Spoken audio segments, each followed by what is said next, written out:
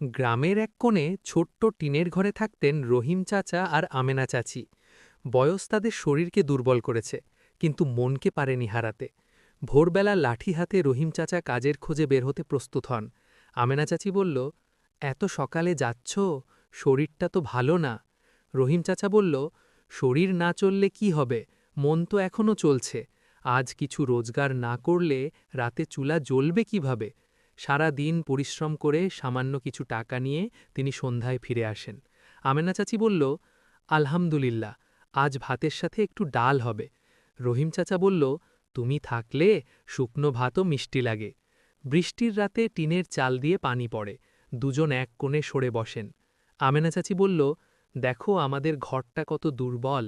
রহিম চাচা বলল, ঘর দুর্বল হতে পারে, কিন্তু আমাদের সম্পর্কটা না। যতদিন তুমি পাশে আছো ততদিন আমি গরিব না।